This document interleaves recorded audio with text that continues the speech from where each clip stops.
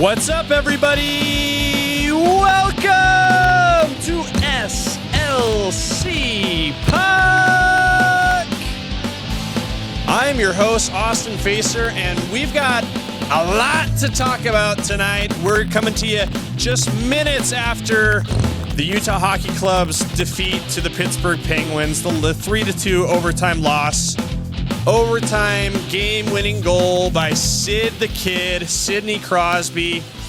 You know, it's kind of funny. If you've been following the show, which I hope you have been, but if you haven't, and this is your first show, welcome in to SLC Puck. It's kind of a goofy, off-the-wall hockey podcast, again, for you first-timers. If you've been here before, you know what I'm talking about. But in the last episode, I sort of made a big deal about all the rumors that were circulating around Sidney Crosby. I said, I wonder if there's a chance he'll end up getting traded to the Colorado Avalanche before the game on Wednesday. I hope the people who got tickets to see him in Salt Lake aren't going to be mad. Oh my gosh. As it turns out, they probably weren't mad. Not only did they get to see Sidney Crosby in person, they got to see him score a game-winning goal in overtime against the Utah Hockey Club. So Utah Hockey Club still picks up a point in tonight's contest. I'm recording this on January 29th, about 10:44 p.m. That's why I'm a little tired. I'm sure you guys can see it in my eyes, a little bloodshot right now. You know what I think would help is if I had some SLC Puck smelling salts, like the good guys over at Bombhole do. I haven't added that to my merch shop yet, but what I do have is a lot of other great stuff. A lot of good items here. Beanies, hats, sweatshirts, pieces of flair, all kinds of good stuff, right?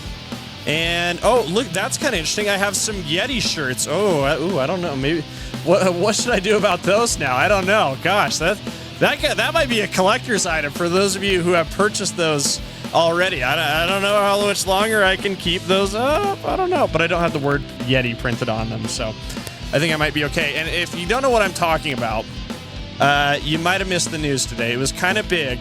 And it's going to be the lead story here on SLC Puck today. We'll get back into the game against the Penguins tonight in just a minute.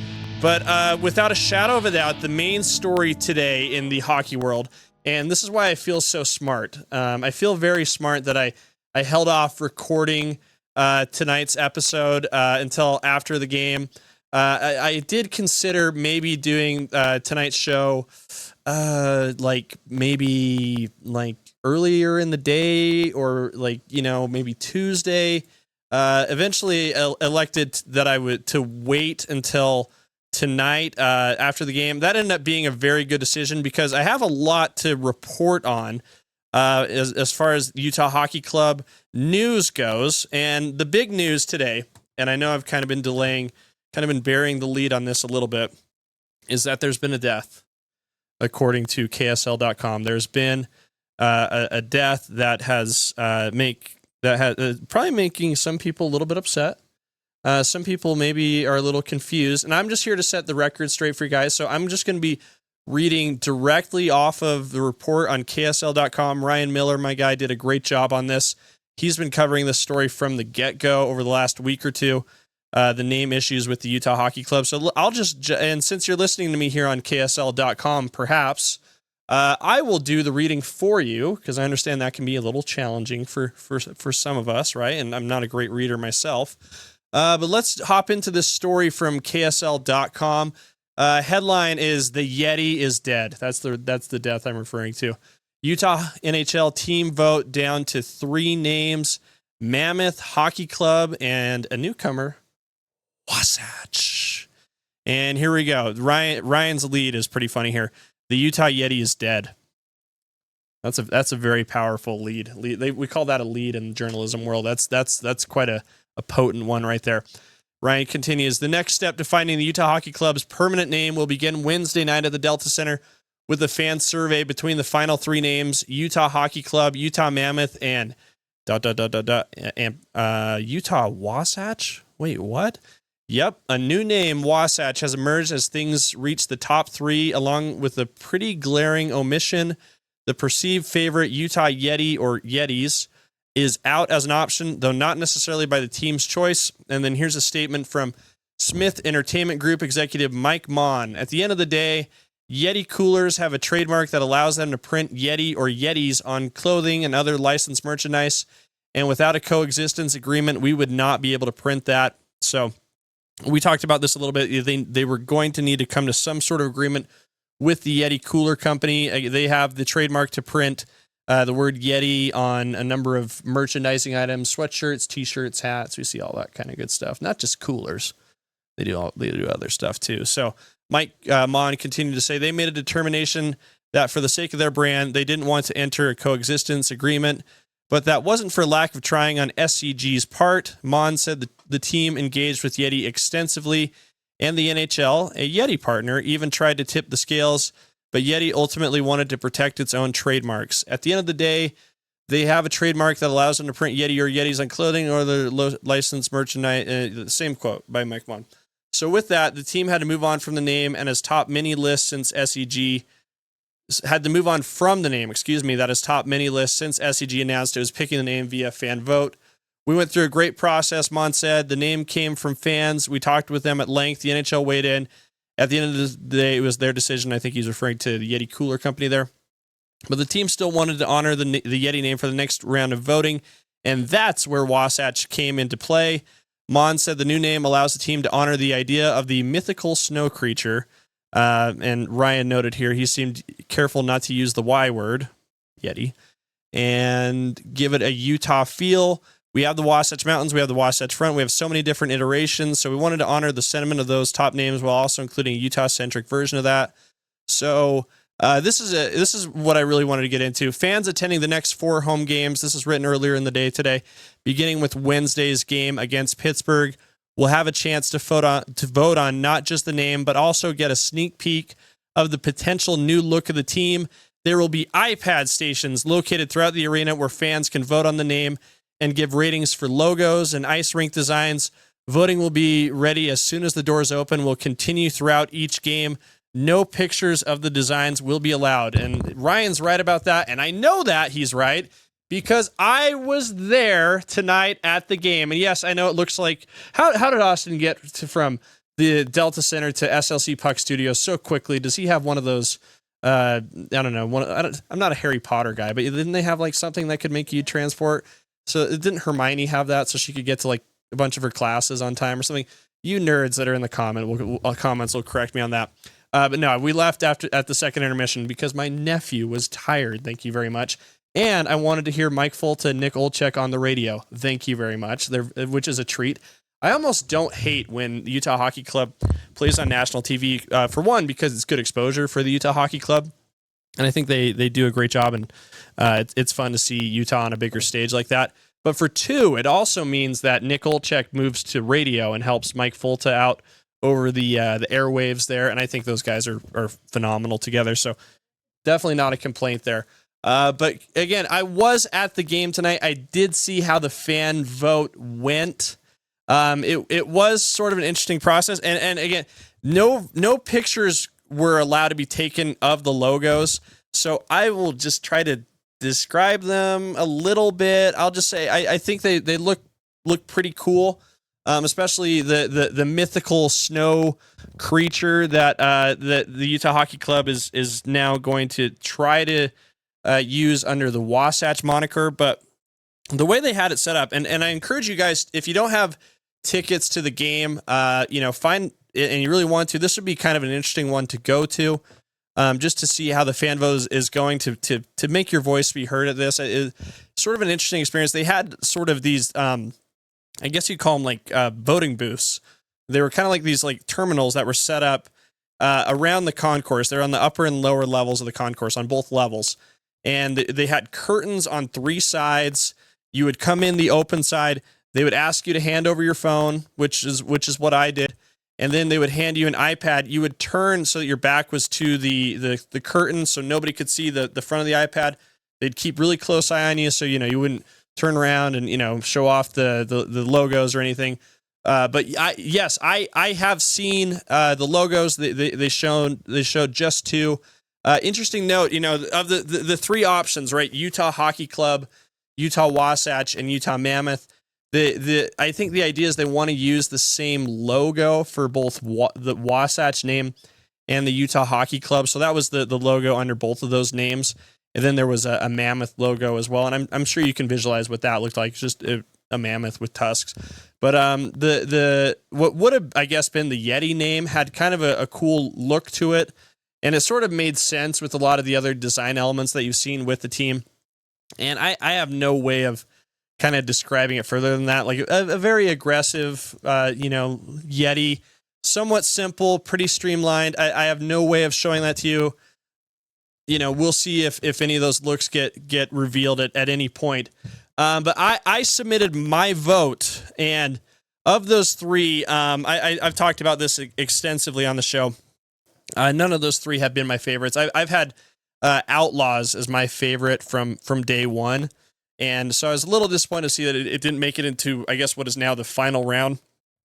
So we're not going to get to see what would have been the Utah Hockey Club's interpretation of the Outlaws name in a visual form.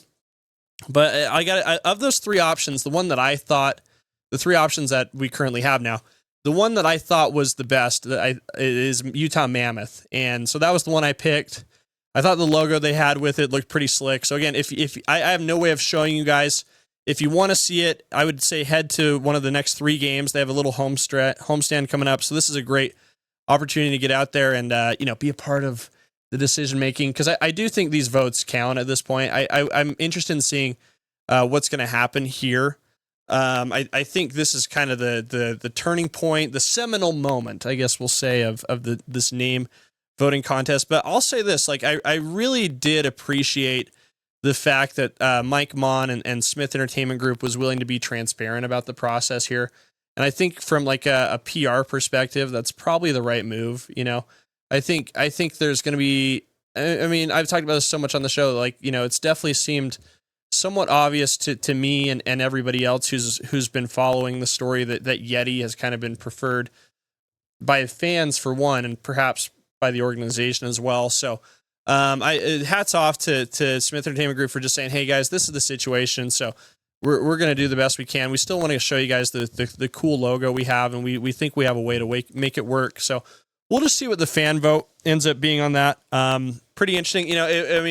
It's something that I think, it was interesting to be in the arena today and walking around the concourse where the voting was happening, because for one, the lines got kind of long. People were like excited to get in there and grab the iPad and make a vote. And I think more than anything, people just kind of wanted to see the look, which I don't blame them, and again, it is a kind of a cool, interesting look that kind of does make a lot of sense with the design elements we've seen so far. But a lot of the news media in Salt Lake was on hand to cover this, not just sportscasters. I'll say that, like a lot of like the news reporters. So this is something that people definitely had a lot of interest in.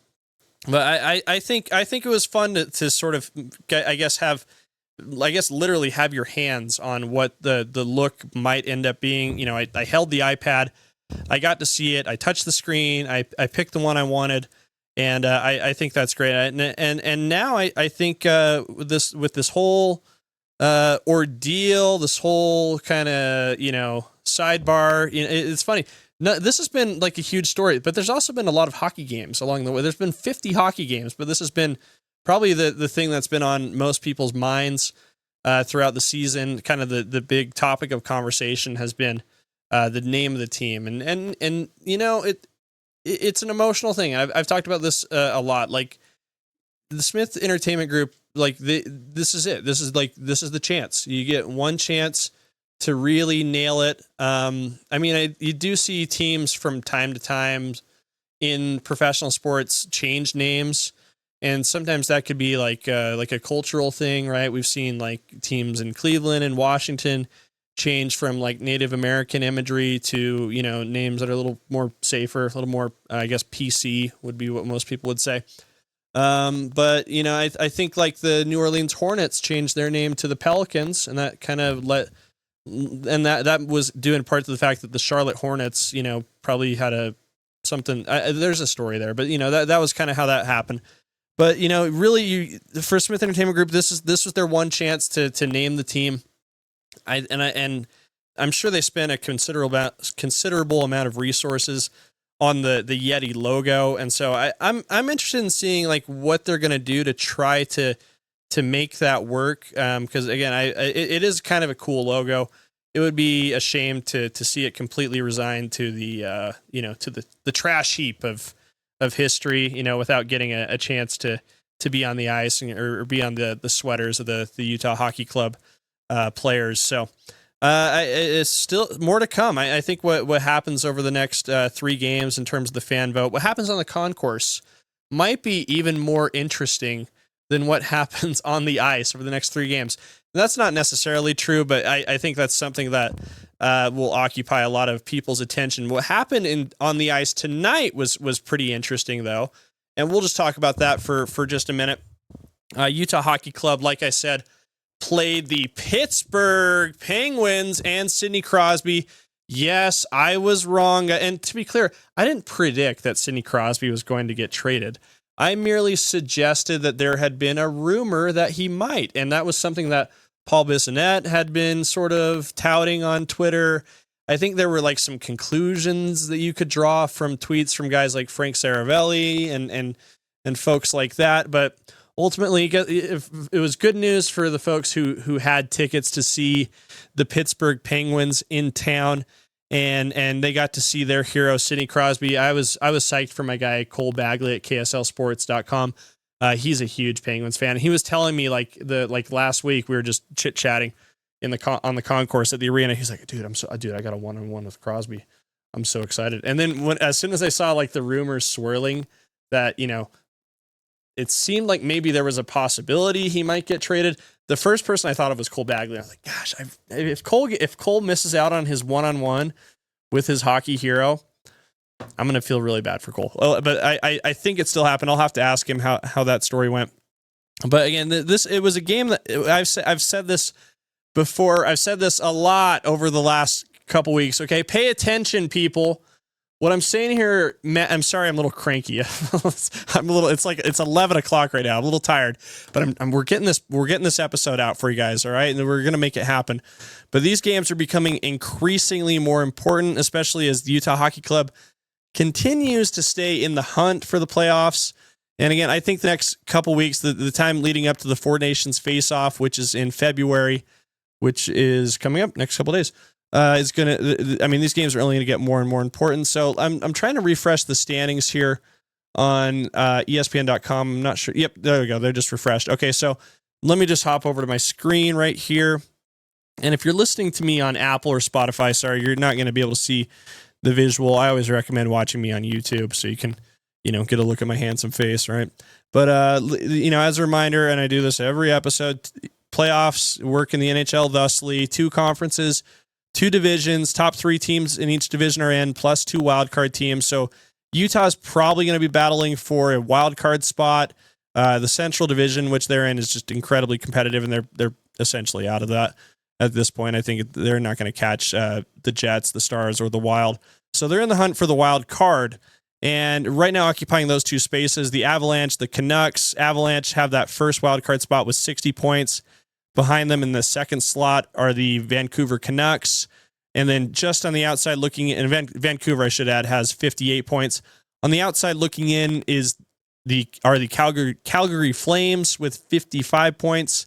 And then just below them, tied for, I guess, what would be the second spot out of the wild card, the Utah Hockey Club and the St. Louis Blues with 50 points. And I would just note that the Utah Hockey Club has played 1 game less than the St. Louis Blues. So that puts Utah Hockey Club with a little bit of an edge there. So again, these games are really important. It would have been nice for Utah Hockey Club to secure both points tonight in the game against Pittsburgh. But how cool is this? Think about this. This is me putting a positive spin on tonight's loss. We got to see goals by Alexander Ovechkin and Sidney Crosby in the Delta Center this year. Isn't that kind of incredible? Like, those 2 guys have been like one and like, it's like, I don't know. That's like seeing, like you seeing Sammy Sosa and Mark McGuire both hit home runs in the same season.